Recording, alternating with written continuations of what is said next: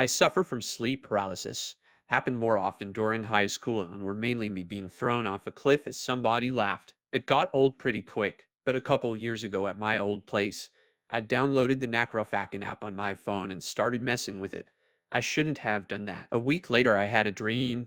This dream started out sexual as a woman was riding me, but her skin quickly turned pale and started decaying rapidly. I pushed her off, and the previous scene of her riding me was playing on a projection behind her as I was surrounded by darkness. She started growling lowly as she walked toward me, and I stepped backward to get away from her. I could feel that anxious feeling that I was about to go full sleep paralysis mode, so I noped out of my dream. I've learned to wake myself up before that shit starts. It's a feeling of anxiety and panic that I need to stop before sleep paralysis sets in. So I basically laid in bed for 4 hours before I fell asleep again. In this dream, I was in a very claustrophobic building. I opened the main door to a wide grassy field and a road at the end of it.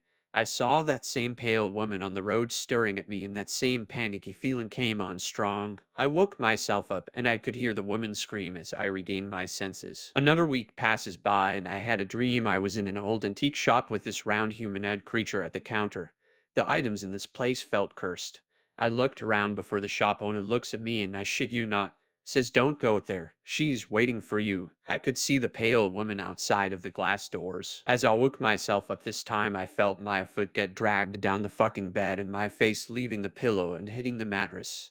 That's the end of it though. After I moved, I haven't experienced anything like it. My roomie's dogs would also randomly get scared and come into my room to be close to me on my days off, and if I was the only one at the house.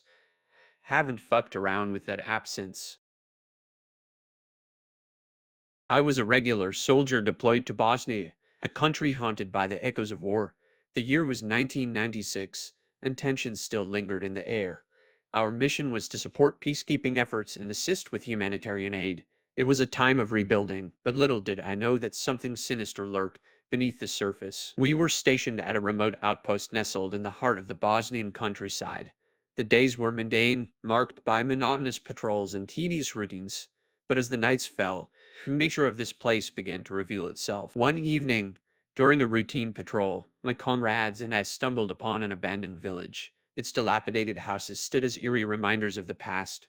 Broken windows stared out like hollow eyes, and the wind whispered through the crumbling walls. Entering one of the houses, we found old photographs scattered across the floor.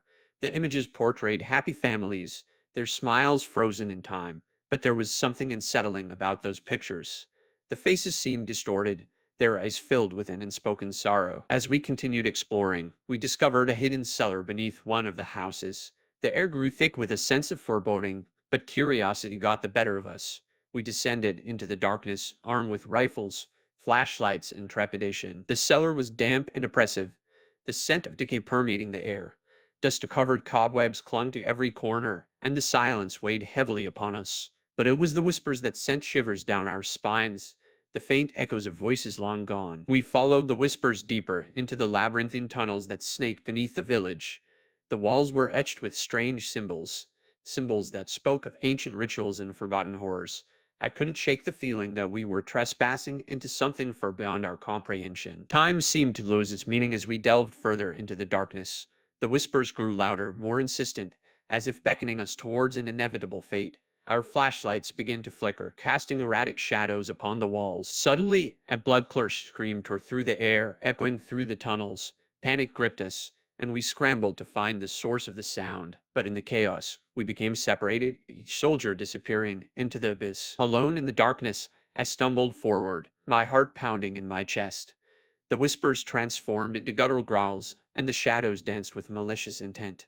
Fear clung to me like a second skin, consuming my every thought. As I wandered deeper into the abyss, I came across a chamber adorned with occult symbols. In the center, a grotesque altar stood, bathed in an otherworldly glow. I felt an irresistible pull towards it, my body moving on its own accord. As I approached, the whispers intensified, forming a cacophony of tortured voices.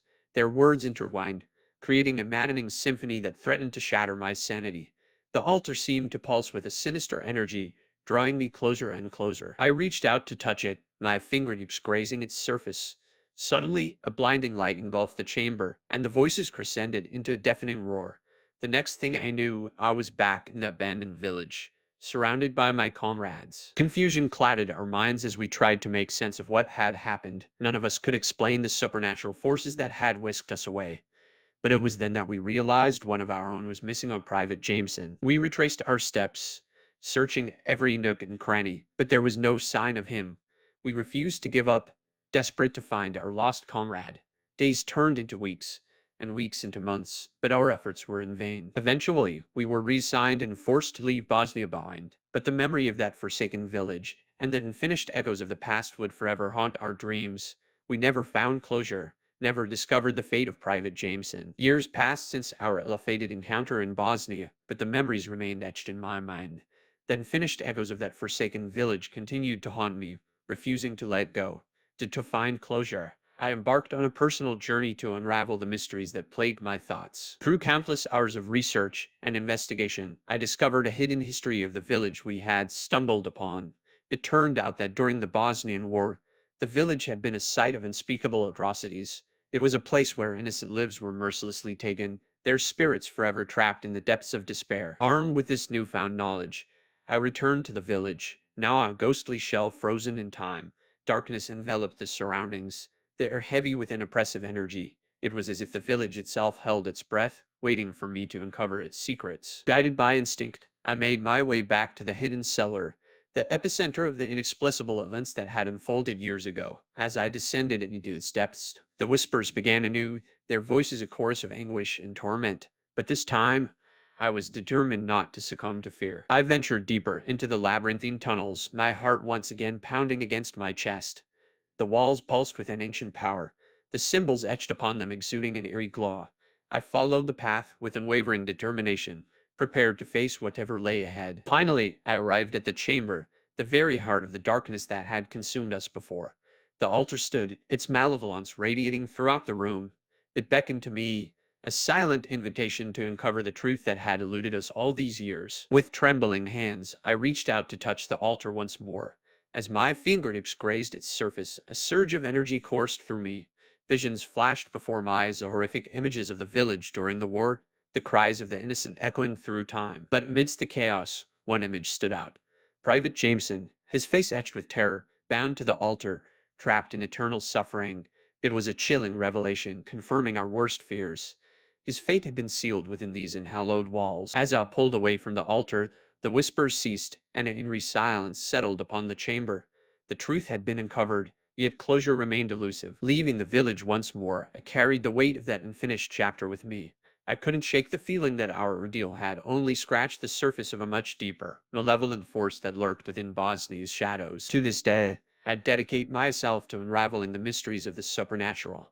I search for answers, for ways to set those lost souls free.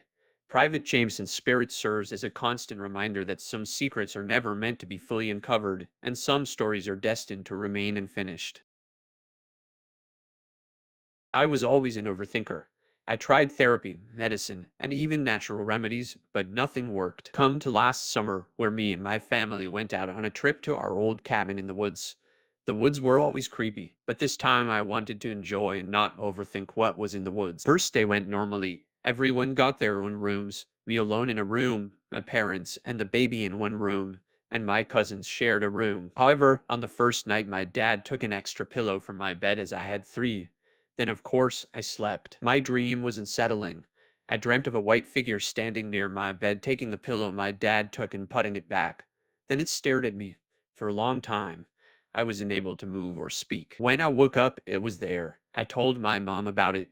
She said it's nothing, dear. Don't overthink it. I listened to her. However, I asked my dad. He said I didn't put it there. I asked him then who did it. He said it was probably a prank done by my cousins. Next night, while changing into my clothes, I forgot the closet open and went to sleep. Then I had the same dream, me in the bed and the white figure staring at me. This time he entered the closet and closed it. Then I woke up. After telling my family about it, my cousins laughed at me and so did my parents.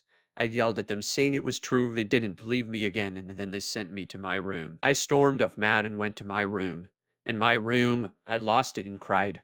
Realizing maybe they were right, it's nothing still. I drifted off into slumber. But I had a different dream. I was stuck in a forest except everything was monochrome. It was the same forest the cabin was in. Then I saw the white figure. He approached me saying, "This is your life now." Then he disappeared. I yelled and yelled as I watched my family look for me while I couldn't speak or touch them. This is my 5th-year anniversary of my disappearance. Till this day, no one found me and no one believed me.